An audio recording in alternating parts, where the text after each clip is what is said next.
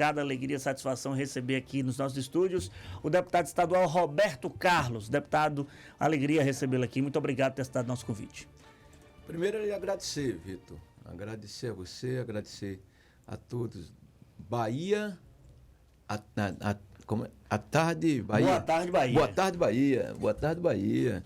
Um abraço a Luiz, dizer que é uma alegria muito grande para mim retornar aqui e falar de maneira muito simples e objetiva. Isso aí. Primeira coisa, bora falar de tentativa de reeleição. Roberto Carlos, nesse momento, é pré-candidato a deputado estadual? Olha, Luiz, o governador Jerônimo Rodrigues, o ex-ministro Carlos Lupe, o prefeito de Juazeiro tentou me convencer que eu deveria ser candidato a deputado federal. Porque Juazeiro, apesar de ser uma cidade grande do ponto de vista populacional, 270 mil habitantes, não tem um deputado federal há muito tempo. Uhum. Mas o meu amor pela juazeirense e a minha familiaridade com Salvador pesou, e também a idade, com 59 anos de idade, é melhor ficar aqui como deputado estadual e vou concorrer à reeleição para deputado estadual, que será a minha 7ª eleição para estadual. Agora, Então, o senhor falou ele citou Carlos Lupe, PDT? PDT, PV, já migrou do PV. já voltou. Aí, eu tenho que explicar, na verdade. Explica aí, Os dois franzimos a testa. É verdade, porque o PDT voltou para a base aliada do governador Jerônimo Rodrigues. E na conversa de retorno do PDT à base aliada, colocaram que com o retorno o governador Jerônimo Rodrigues ajudaria na construção de uma candidatura a deputado federal, mais uma, porque o PDT iria perder, como perdeu, Léo Prates. Né? Foi a mesma coisa. Quando o PDT foi para a base aliada de ACM Neto, perdeu 2 deputados, caso eu e o deputado Euclides Fernandes. Né? E aí eu tenho uma relação política muito boa com o Lupe, presidente nacional, eu era membro da Nacional há muito tempo, vice-presidente do PDT aqui, e ele me convidou para voltar ao PDT.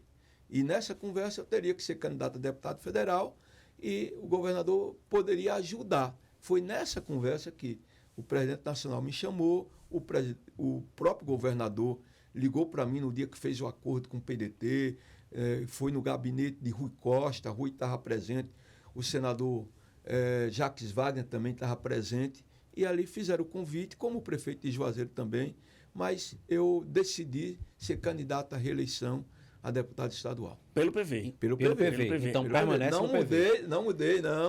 Né? Tive convite também do PDT, Félix me convidou, o próprio presidente nacional que esteve aqui no dia 2 deste mês, me convidou, tive a reunião com ele, mas eu não sou daqueles que gostam de mudar de partido. Né? O PDT era o meu partido eterno, né? Fiquei 32 anos no PDT, mudei de partido porque o partido naquele momento, na eleição passada, teve um outro projeto político, né? Mas eu estou no PV, estou folgadamente tranquilo no PV. Agora, deputado, eu lhe pergunto sobre essa questão da arrumação partidária. Houve muita crítica de que o governo teria negligenciado muitos partidos, muitos aliados, diferente do que aconteceu no campo da oposição, que teve uma atuação muito mais enxuta, mais direta. Eu queria saber sua avaliação sobre esse processo da janela partidária. Muita gente desesperada até os 45 do segundo tempo, que inclusive o seu partido, o PV, serviu de abrigo para diversos nomes que inclusive estavam com mandatos, vão buscar a reeleição. Antônio Henrique Júnior, Eduardo Salles, Fabíola Mansur. Como é que o deputado avaliou essa articulação do governo para o fechamento das nominatas da proporcional? Olha, Vitor, o nosso campo de esquerda é bastante eclética, né? E democrática. Não tem aquele projeto que muitas vezes a direita usa, o chicote na mão, impondo. O governador e o nosso campo é muito democrático, ouve as pessoas, conversa com as pessoas. E o governador deu algumas ideias, mas teve partidos que não aceitou, que não tinha aquela mesma ideia E foi por isso que causou esse transtorno, posso dizer, né, de as pessoas acharem, os partidos acharem que o governador iria resolver a questão partidária de nominata para cada partido, que não foi o caso. Claro que o governador Adolfo Loyola, que é o grande articulador político do governador, conseguiu, no finzinho da liberação, né, para a mudança de partido, conseguiu agregar um partido, o PDT, por exemplo, fez uma nominata excelente, vai eleger ali 4 deputados estaduais, né? Outros partidos, PV, PT, a nossa federação, o governador colocou gente lá dentro, mas é assim, muito democrático o nosso campo, e o governador não usa o chicote na mão para dizer, partido tem que ter esse candidato, partido Y tem que ter esse outro candidato, não usa. Por isso que nós estamos bem tranquilos, né? Fizemos uma boa conjuntura de candidatos, porque candidatos hoje é um transtorno, não tem mais, como era antigamente. Hoje os partidos estão oferecendo muitos recursos de fundo partidário para o cara ser candidato a deputado federal e deputado estadual, né? E muitas vezes atrai um determinado candidato, muitas vezes não tem aquela ideologia partidária e acaba correndo para um partido que oferece recursos de fundo partidário maior do que os outros. 2h16, você que sintonizou agora o rádio, estamos conversando, o rádio, né, para quem está no rádio não está vendo na tela aqui, o deputado estadual Roberto Carlos do PV, quase que fez a gente morder a língua, né? Que foi PDT. Quando ele citou o PDT, que é o antigo partido dele. Eu queria saber da sua situação política hoje. Você já citou algumas vezes o prefeito Andrei Gonçalves. Antes de Andrei correr por fora como franco atirador, Roberto Carlos era um dos nomes colocados para concorrer à prefeitura de Juazeiro, assim como outros nomes tradicionais da política local. Muito se esperava que ia ficar alguma ranhura nisso. Alguns, inclusive, deixaram o grupo e passaram até para o lado de ACM Neto, do grupo de ACM Neto. Verdade. Como é que você descreve o cenário político 2 anos após essa eleição de Andrei, né? E como é que as coisas estão acontecendo e favorecendo, no caso, nesse momento, a escolha que você fez de dar um passo para trás e não ser candidato por lá? Olha, Luiz, o prefeito Andrei é a grande surpresa que nós temos na política regional. O cara que nunca foi candidato a nada, era funcionário da Caixa Econômica Federal. Tanto que chamavam de Andrei da Caixa, não Andrei Gonçalves. Justamente. Se filiou ao MDB, de repente colocou o nome dele lá e disse que era candidato a prefeito. Chegou um determinado momento que ele disse, poxa, Roberto Carlos se articulou bem, o deputado Zó se articulou bem, Joseph também, Isaac, todos no campo do governador, e eu estou pequenininho diante dessas figuras. Ele dizia isso em discurso. E em certos momentos ele falava comigo que ia desistir. Eu disse, poxa, não desista, porque você é uma porta aberta onde a gente pode, inclusive, votar em você, se não der aqui dentro da federação. Porque na federação tinha 5 pré-candidatos a prefeitos, a prefeito de Juazeiro. E o mais forte naquele momento, segundo as pesquisas, era Isaac, que estava inelegível. Ex-prefeito. O ex-prefeito. E o segundo colocado era eu, né? E aí fizemos uma discussão entre Joseph Bandeira, que era fora da federação, que tinha sido prefeito, o Andrei, o deputado Zó e eu, nós 4. Todos os 3 desistiram das suas candidaturas para ficar e votar comigo. Entretanto, o Isaac era o grande empecilho que, naquele momento, o PT trabalhou para que ele pudesse ficar elegível e não conseguiu, mas ele queria, o Isaac, colocar a mulher dele, que estava afiliada ao PT, coisa que o PT e nem o governador aceitou. E aí veio o Andrei. Como o Andrei surgiu? Surgiu um momento que o governador me chamou no gabinete dele e disse, deputado Roberto Carlos, você neste momento não pode ser o candidato a prefeito de Juazeiro. Naquele momento o sangue subiu para a cabeça, eu fiquei um pouquinho com raiva. Eu digo, por que, governador? Ele disse, porque se você for candidato, o Isaac, que está liderando as pesquisas, ele rompe com o governo e rompe com você. Então vamos escolher um outro candidato. Eu disse, tudo bem, vamos trabalhar. Eu disse, governador, mas se o senhor não for para cima, a gente perde a eleição. Andrei tinha 4%, Isaac estava com 38% e eu estava com 26%. E a prefeita com 15%, 16%. Suzana. Moral da história, escolhemos Andrei, ganhou a eleição porque o governador foi para cima da eleição. O governador foi 3 vezes em Juazeiro na eleição. Né? Mas Isaac, a saída de Isaac, o rompimento dele, agora ingressado no grupo de ACM Neto, vai fazer falta ao grupo governista em Juazeiro? Olha, Isaac tem seus votos. Claro que diminuiu muito com a posição política que ele tomou de não aderir à candidatura de Andrei, de romper com o governador. Aliás, foi o governador que rompeu com ele, né? Porque ele teve uma outra opção, ele não pôde se candidatar, não pôde colocar a mulher dele, mas aí inventou uma outra candidatura para prefeito de um sobrinho dele que estava afiliado no PSD de Otto. E aí teve 6 mil votos, uma votação pequena, e de qualquer forma ele é uma liderança política, né, que certamente vai tirar alguns votos do governo. Mas tranquilidade o governo ganha em Juazeiro, coisa que não ganhou há 4 anos atrás. Porque as pessoas já perceberam o avanço que Juazeiro teve na gestão do PT e principalmente do governador Jerônimo Rodrigues e a administração que o próprio Andrei está fazendo nesse ano, nesse primeiro ano de governo e 4 meses. O amanhã a Deus pertence. É. Mas aí Roberto Carlos, diante dessa conjuntura, resolveu deixar para trás o sonho de ser prefeito de Juazeiro? Não deixei. Né? Mesmo com 59 anos de idade, eu ainda tenho um desejo. Claro que não é a prioridade número 1. Eu estou sendo contemplado, os meus sonhos, eu estou realizando no projeto que Andrei está executando em Juazeiro. É um cara que sabe ouvir, eu dei várias sugestões, ele está seguindo uma boa parte das sugestões que eu dei a ele e eu estou me sentindo contemplado, talvez seja a minha melhor decisão de todos os tempos, das minhas escolhas nos apoios a prefeito. A Andrei é a melhor escolha que eu já fiz. Gustavo fez uma pergunta aqui no nosso WhatsApp, DDD 71987295248. Pergunta para o deputado: não cometendo um gafe etarista, mas não seria o momento para passar o bastão para o filho na disputa da Assembleia Legislativa, o vereador Anderson, seu candidato? Aí deve ser oposição a mim, porque já quer me aposentar. Eu estou aqui fortão, Anderson que ouve tudo. Cheio de energia. Anderson, olha quem está ali, ó.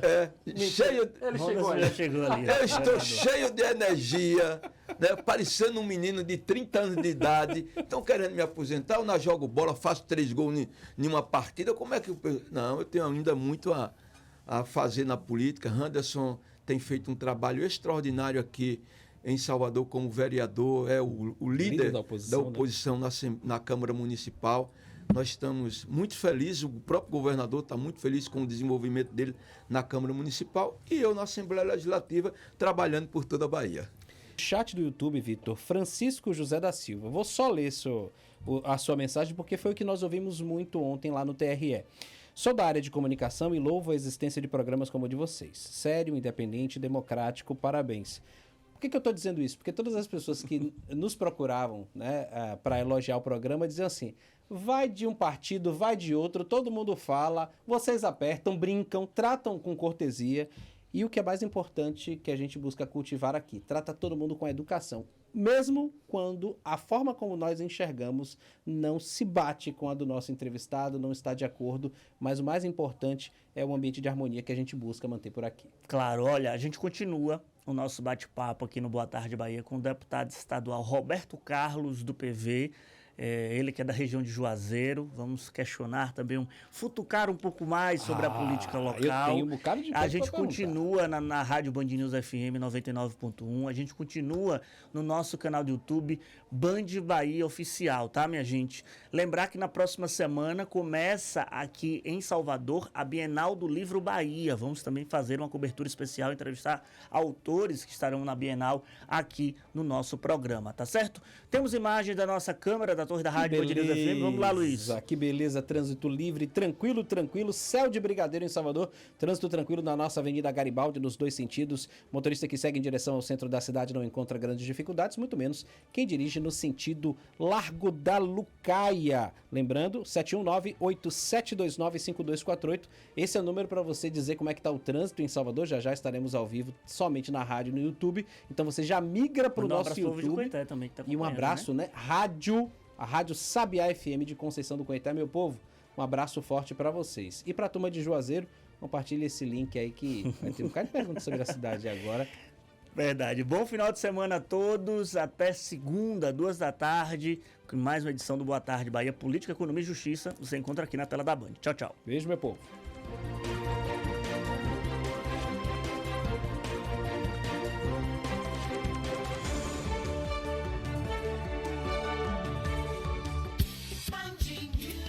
Duas horas e 30 minutos, deputado Roberto Carlos aqui com a gente. Na última entrevista de Andrei aqui no Boa Tarde Bahia, foi comigo, eu perguntei para ele sobre as expectativas que ele tem para finalmente entregarem a tal da travessia urbana de Juazeiro.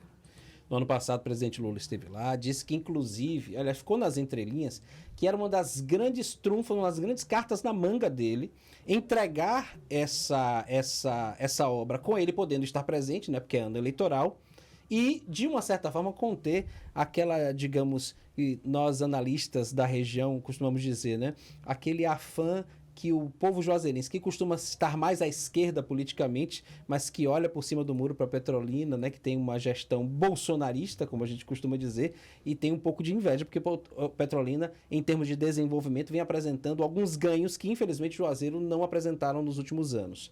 Qual é a sua visão em relação a isso? Olha, Luiz, Juazeiro teve a felicidade de ter de volta o nosso presidente Luiz Inácio Lula da Silva. Por que eu digo isso? Porque foi na eleição, a primeira eleição de Lula, que a ponte começou a ser construída. Só que construíram do lado de Petrolina. E Juazeiro ficou para depois. O alargamento da ponte teve até a metade da ponte, correspondente à Petrolina, e do outro lado de Juazeiro não alargou. Quer dizer, aí chamava a Ponte Picolé. Exato. Um investimento de... É um apelido, inclusive, que o juazeirense odeia. A ponte tem um investimento de quase 200 milhões de reais. É uma das maiores obras em andamento do governo federal no Brasil. E Lula garantiu a Juazeiro, a primeira etapa já está pronta. Lula vai a Juazeiro em maio inaugurar essa primeira etapa.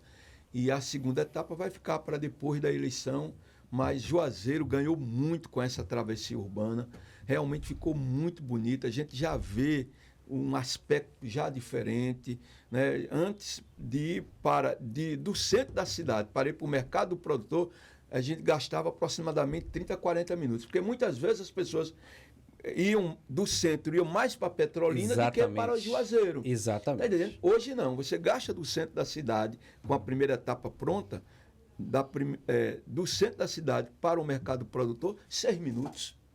Quer dizer, é um ganho significativo. E realmente o governo federal deu as mãos a Juazeiro, o governo do estado estendeu também as mãos através do governador Jerônimo Rodrigues. Hoje nós temos certamente mais de 2 bilhões de reais de obras do governo do estado e do governo federal em Juazeiro. Deputado, como tem avaliado a condução de Ivana Bastos à frente da presidência da Assembleia?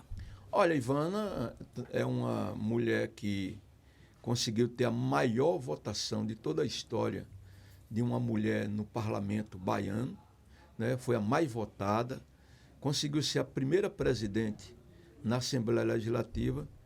Ela tem feito um trabalho muito bonito, né? Um trabalho humanizado, valorizando o servidor público, né? Valorizando também os deputados, o parlamento baiano, botando muitos projetos oriundos de deputados estaduais para a votação, coisa que a gente não via naquela casa. Era uma casa que votava somente os projetos do governo do Estado, do Ministério Público, Tribunal de Justiça, mas hoje nós estamos vendo realmente uma Assembleia Legislativa mais democrática, transparente, humanizada, de valorização do parlamento baiano.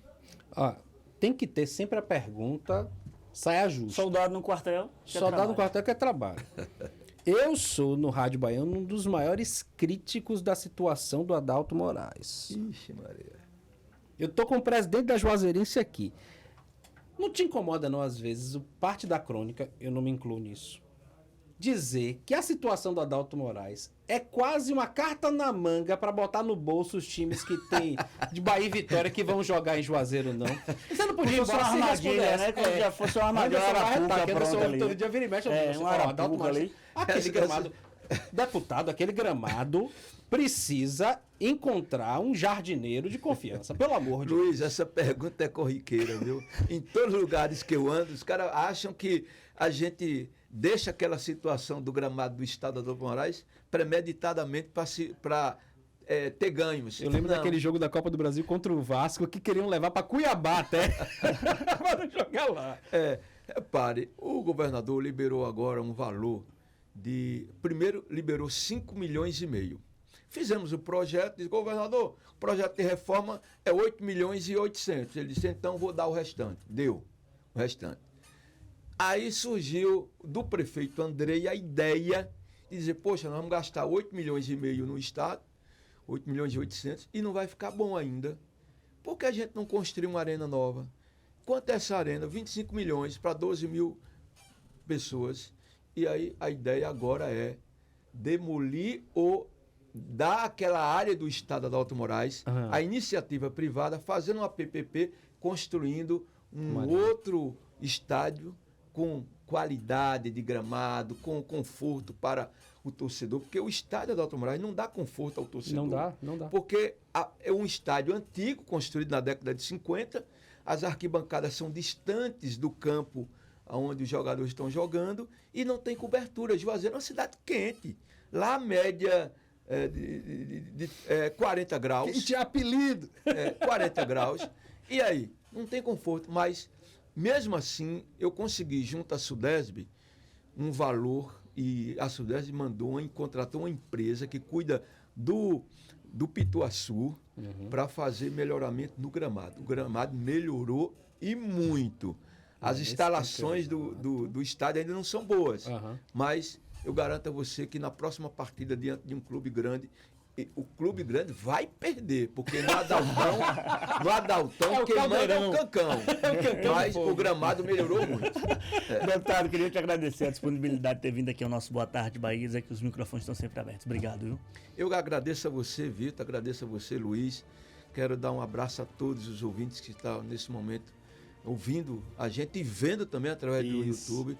Uma boa tarde, Bahia.